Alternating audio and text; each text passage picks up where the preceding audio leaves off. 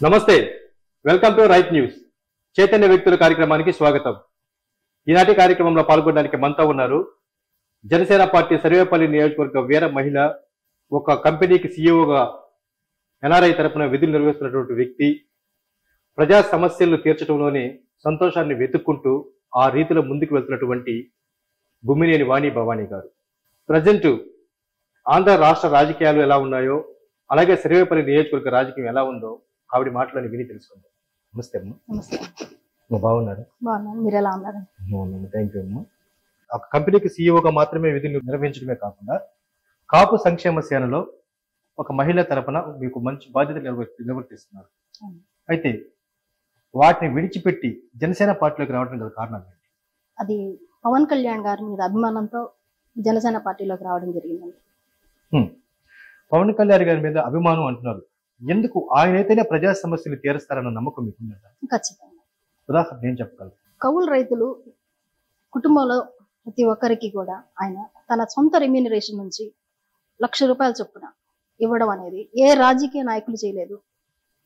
ప్రతి రాజకీయ నాయకుడు తన సొంత నిధులు పెంచుకోవడం తప్పితే ఎక్కడ కూడా ప్రజలకి ఇలా సహాయం చేసి ఎక్కడ మనం చూడలేదు. అది చూశాక పవన్ కళ్యాణ్ గారి మీద అభిమానం, ఆ గౌరవం ఇంకా పెరిగింది. దానివల్ల నేను జనసేన పార్టీకి వర్క్ చేయడం జరుగుతుంది. సో రాబోయేటువంటి ప్రజా సమస్యలు తీర్చే మహాయజ్ఞంలో మీ వంతు పాత్ర మీరు పోషిస్తున్నారు. తప్పకుండా 100%. ఇంతకీ విదేశాల్లో ఎన్ఆర్ఐగా ఉన్నారు, ఏ కంపెనీలో ఉండరు, ఎలాగా ఉండేదమ్మా, ఎక్కడ చెప్పగలరు, వివరించగలరు? నేను సౌత్ ఆఫ్రికాలో ఉన్నాను. తర్వాత ఇన్ఫిగ్లో సాఫ్ట్వేర్ టెక్నాలజీస్ కొత్తగా ఒక కంపెనీ స్టార్ట్ చేయడం జరిగింది. ఒకటి యుఎస్ బేస్డ్ లో ఉంది, ఇప్పుడు ఇండియాలో కూడా రిజిస్టర్ చేయడం జరిగింది. సుమారు ఎన్ని సంవత్సరాలు ఉండేరమ్మా? నేను 10 years ఉన్నానండి అక్కడ. 10 years. అక్కడి పరిస్థితులకి ఇక్కడ పరిస్థితులకి తేడాలు గమనించగలిగారు? ఇక్కడ దారుణం అండి. ఈ రాజకీయాలు కానీ రాజకీయ నాయకులు కానీ అసలు మాటలు లేవు. ఇంత దారుణంగా ఉన్న దారుణంగా ఉంది. అక్కడ అలాంటి సమస్యలు ఏమి ఉండవండి. హ్యాపీ. ఇక్కడైతే అణచివేత ఎక్కువగా ఉంది. అసలు ఈ కేసులు ఏంటో అసలు ఆశ్చర్యంగా ఉంది. అంటే ఒక అధికారం వచ్చిన తర్వాత ప్రజలకి ఏం చేయాలి, అసలు ఎలా వాళ్ళ సమస్యల్ని మనం తీర్చాలని ఆలోచన లేకుండా దానికోసం పోరాడే వాళ్ళ మీద కేసులు పెట్టడము, వాళ్ళని సొంత ఫ్యామిలీస్ విషయాల్లో మాట్లాడటం అనేది చాలా నీచం. ప్రశ్నించే వాళ్ళు గొంతు నొక్కుతుందమ్మా ఈ ప్రభుత్వం. అవునండి. అవును. సో వాళ్ళ కుటుంబాల గురించి మాట్లాడుతున్నారు అన్నారు. అంటే మీ అధినేత పవన్ కళ్యాణ్ గారి కుటుంబం గురించి. అవునండి. అసలు మన పర్సనల్ వాటి గురించి అసలు అవసరం లేదండి. మీకు ఇచ్చిన అధికారం ఏంటి, మీరు చేయాల్సిన పని ఏంటి? ఒకరి ఫ్యామిలీ మీద మీరు అలా మాట్లాడినందువల్ల మీకు వచ్చేది ఏంటి? మీ వాల్యూ తగ్గించుకుంటున్నారు. మీకు కూడా ఫ్యామిలీస్ ఉన్నాయి. అది అసలు అంటే వాళ్ళ వాల్యూ ఎంత పడిపోతుందో వాళ్ళకి తెలియదు. సో ఎదుటి వ్యక్తి కుటుంబం పట్ల నైతిక బాధ్యత ఉన్న ఏ వ్యక్తి కూడా నిందన వేయకూడదు. మంచి పద్ధతి కాదండి. ఒకప్పుడు అంటే మీరు సౌత్ ఆఫ్రికాకి వెళ్ళక మునుపు మీరు కూడా ఇక్కడ ఈ దేశంలో ఉన్నారు. ఇలాంటి పోకడ అప్పుడు ఉందంటారా? లేదండి, లేదు. ఇప్పుడు మరీ వైసీపీ వచ్చిన తర్వాత మరీ ఘోరంగా ఉంది. అసలు ఏం చెప్పాలో తెలియట్లేదు. అసలు ఏంటిది అంటే మామూలు నార్మల్ మేము అసలు అక్కడ ఉండలేము. మేము ఏ చిన్న తప్పు చేసినా మమ్మల్ని తీసుకెళ్లి జైల్లో వేసేవాళ్ళు. పెద్ద పెద్ద తప్పులు జరుగుతుంటే మాత్రం కాముగా ఉంటున్నారు. ఇది రైట్ కాదు. అంటే ప్రజా పోరాటాలు చేసే సమయంలో మీ పైన కూడా ఏమన్నా ఇలాంటి పోలీస్ కేసులు? లేదండి, లేదు. జనరలైజ్ గా నేను చెప్పాను. ఒక సామాన్య మానవుడు ఏదైనా చిన్న పొరపాటు జరిగినా కూడా లిస్ట్ ప్రకారంగా తీసుకోపోవడం, జైల్లో ఏదో కేసులు పెట్టడం చేస్తున్నారు.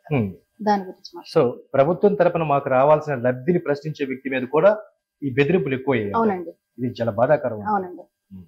దాన్ని చూసి తట్టుకోలేక మీరు జనసేన పార్టీకి సపోర్ట్ చేశారు. అది కాక రాజకీయాలకు రావాల్సి వస్తే ఎన్నో పార్టీలు ఉన్నాయన్నమా మన ఆంధ్ర రాష్ట్రంలో. ఇప్పుడు జనసేన వైపే దృష్టి సారించడానికి గల కారణం పవన్ కళ్యాణ్ గారి వ్యక్తిత్వాన్ని నచ్చేదా? అవునండి. అంటే పేద ప్రజలకు సాయం చేస్తారని. మీరు ఎన్ఆర్ఐగా ఉన్నారు. జనసేన పార్టీ తరపున గానీ లేదంటే మీరు వ్యక్తిగతంగా గానీ పేద ప్రజలకు ఏమైనా సాయం చేశారు? చేశామండి. మొన్న తుఫాను వచ్చినప్పుడు సర్వేపల్లిలో చాలా మంది పేదలకి మేము సహాయం చేయడం జరిగింది. అసలు వాళ్ళ ఇల్లు, వాళ్ళ పరిస్థితి చూస్తే చాలా బాధేసింది. అసలు వైసీపీ వాళ్ళే సహాయం చేయొచ్చు, వాళ్ళు ఎందుకు రావట్లేదు, ఎందుకు చేయట్లేదు, అసలు అది అర్థం కావట్లేదు. మాకున్నంతలో మేము చేయగలిగినంతలో మేము సాయం చేసాము. సో వాళ్ళ పరిస్థితి చూస్తే మీకే బాధాకరం. అధికార పార్టీ తరపున పదవులు పొంది పదవుల్లో కొనసాగుతున్న వారు కూడా ఏం చేయలేదు. వాళ్ళ ప్రభుత్వ అధికారులు కూడా రెస్పాండ్ కాకపోవడం అనేది చాలా ఆశ్చర్యంగా. మీరు కంపెనీకి సీఈఓగా ఉన్నారమ్మా. మంత్ కంప్లీట్ అయిన తర్వాత వాళ్ళకి శాలరీ ఇచ్చే సమయంలో సంతృప్తి చెందారా? ఈ పేద ప్రజలకి సాయం చేసే విషయం సంతృప్తి చెందారా? పేద ప్రజలకి సాయం చేసే దాంట్లో సంతృప్తి ఉంటుందండి. ఉమ్. అసలు వాళ్ళ ఆనందంగాని ఇంకా చెయ్యాలా, ఉమ్. ఇంకా చెయ్యాలి అంటే రాజకీయ నాయకులు పూనుకోవాలండి. yes. ఉమ్. మేము ఎంత చేయగలం? ఉమ్. పవన్ కళ్యాణ్ గారని ఎంత చేయగలరు? అదే రాజకీయాల్లో ఆయన ఒక పదవి వచ్చి ఆయన ఉంటే ఎలా ఉంటుంది? ప్రభుత్వం తరపున డైరెక్ట్ గా ఆ లబ్ధి గారి పేద ప్రజలకు అందితేనే ఈ సమస్య పరిష్కారం అవుతుంది. అవునండి. మీరు చేసే సాయం కన్నా ప్రభుత్వమే దృష్టి సారించాల్సిన పరిస్థితి. అవసరం. అంటే మేము ఎంతగా చేయగలం? అవునండి. మీ స్థాయికి తగ్గట్టు మీరు సాయం చేసుకుంటూనే వస్తున్నారు. సో పవన్ కళ్యాణ్ గారి సేవా గుణమే ఆయన ఇన్స్పిరేషన్. అవునమ్మా. సినిమాల్లో చూస్తారు పవన్ కళ్యాణ్ గారు మీరేమన్నా? చూస్తాను. అభిమాన నాయకుడే మీకు ఆయన? బాగా ఇష్టం. ఓకే. సో మొత్తానికి ఆయన పైన ఉన్న అభిమానం కూడా మీరు ఆయన పట్ల ఆకర్షణ అయ్యేటట్లుగా చూస్తారు. జనసేన పార్టీ కావాలి. జనసేన పార్టీలో ప్రజెంట్ మీరు వీర మహిళగా ఉన్నారమ్మా. మీ సహచరులు మీరు తోడుగా ఉన్నారా? అందరూ చాలా అందరూ బాగుంటారు. ఒకరికొకరు మా కమ్యూనికేషన్ గానీ అసలు ఆ జనసేన అంటే పవన్ కళ్యాణ్ గారు అని ఒకరికి ఎంత అభిమానం అంటే ఇక్కడికి వచ్చిన తర్వాత నాకు అసలు తెలియదు అంత ఇది ఉంటుంది. అసలు ఒకరికొకరికి ఎంత అభిమానమో అసలు అందరూ బాగా కలిసి వర్క్ చేస్తాం. సో కంపెనీలో మీరు అంతలా కలిసి ఉంటారు, అలాగే పార్టీలో కూడా అలాగే కలిసి ఉంటారు మొత్తానికి. ఓకే. మా రాజకీయాలకు మీరు కొత్త. కంపెనీలో అయితే మీరు 10 ఏళ్ళుగా నడిపిస్తారు కాబట్టి దాని మీద మీకు బాగా అనుభవం ఉంది. రాజకీయాలకు వచ్చి కొన్ని మాసాలే అయింది, నెలలే అయింది. మరి మీకు ఎవరు క్రియాశీలంగా మీకు సపోర్ట్ చేస్తారు? బొబ్బిపల్లి సురేష్ నాయుడు గారండి. అసలు ఆయన వ్యక్తిత్వం, ఆయన ప్రజల కోసం ఆయన పోరాడే విధంగానే నాకు చాలా నచ్చింది. దానివల్ల నేను ఆ కేఎస్ఎస్ లో కూడా కొనసాగించకుండా జనసేనలోకి రావడం జరుగుతుంది. ఈవెన్ నేను ఉండేది నెల్లూరు, వాస్తవం ఇక్కడ నేను ఉండేది నెల్లూరు అయినా కూడా సర్వేపల్లికి వెళ్ళి ఆ మత చేయగలిగింది సురేష్ గారు. సురేష్ నాయుడు గారి ద్వారా వెళ్తున్నారు. మీరు చెప్పారు ఎంతగానో ఆరాధిస్తారు మీరు పవన్ కళ్యాణ్ గారిని, ఆయన మీరు అభిమాన నాయకుడు చెప్తూ ఉన్నారు. ఇప్పుడు పవన్ కళ్యాణ్ గారిని కలిశారు? లేదండి. అందులో కలవబోతున్నారా? అదృష్టం అంటే కలుస్తాం. సో మొత్తానికి రాజకీయ పార్టీలు ఎన్ని ఉన్నప్పటికీ కూడా పవన్ కళ్యాణ్ గారి నాయకత్వాన్ని మీరు సమర్థించడం కారణం ఆయనలో ఉన్నటువంటి సేవా గుణమే. సో అలాంటి గుణమే మీలో కూడా ఉంది కాబట్టి ఈ వాణి భవానీ గారు నా పవన్ కళ్యాణ్ గారి నాయకత్వాన్ని సమర్థిస్తారు. రాజకీయాల్లో ఏమైనా లక్ష్యాలు పెట్టుకుని ముందుకెళ్ళాలనుకుంటున్నారు? అంటే పదవులు తీసుకోవాలని, ప్రజలకు సేవ చేయాలని, ఈ రెండిట్లో ఏది మీకు లక్ష్యం? పదవి కోసం అయితే ఏం చేయట్లేదండి. కేవలం ప్రజలకి సహాయం చేయాలి. దానికోసం మనం ఇలా పోరాడితే ఎవరైనా ఇప్పుడు అధికారంలోకి వచ్చిన వాళ్ళు ద్వారా మనం చేయించవచ్చు, చేసుకోవచ్చు అనే విధానంతో వచ్చాను. పదవుల కోసం అయితే రాలేదు. సో మొత్తం జనసేన పార్టీ తరఫున బొబ్బేపల్లి సురేష్ నాయుడు గారు సర్వేపల్లి నియోజకవర్గ ఇన్ఛార్జిగా బాధ్యత కొనసాగిస్తున్నారు. ఆయన రాజకీయ దిగ్గజం, రాజకీయాల అపార అనుభవం కలిగినటువంటి సోమిరెడ్డి చంద్రమోహన్ రెడ్డి గారితో జర్నీ చేస్తున్నారు పొలిటికల్ గా. మీరు సోమిరెడ్డి గారితో కలిసినప్పుడు ఆయన నాయకత్వ లక్షణాలు ఎలా ఉంటాయో వివరించగలరు? రాజకీయంగా అంటే చాలా పర్ఫెక్ట్ అండి. వ్యక్తిగతంగా కూడా నాకు తెలుసు ఆయన విషయాలు. మంచి వ్యక్తి. దాని వల్ల కూడా నేను సురేష్ నాయుడు గారితో పొత్తు వచ్చిన తర్వాత సోమిరెడ్డి గారితో కలిసి వర్క్ చేయడం జరుగుతుంది. లేదు ఇంకేది ఇంకోటి అంటే నేను పక్క చెప్పొచ్చలేదు.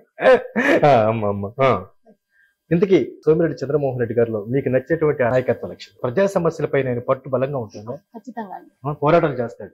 పోరాటానికి ఆయన దిట్ట. అవునండి. ఇప్పుడు మా నాన్నగారు కృష్ణపట్నంలో సిద్ధేశ్వర వేణుగోపాల స్వామి గుడిలో ఎగ్జిక్యూటివ్ ఆఫీసర్ గా చేసేవారు. ఆ టైంలో సోమిరెడ్డి గారు గుడికి కొన్ని ఎకరాలు అన్నమాట ఆప్షన్ దేవాదాయ శాఖ భూమి ఏదో ఇప్పించడం జరిగింది అన్నమాట. ఈ రోజు అది 100 కోట్లకి వెళ్ళింది అనమాట.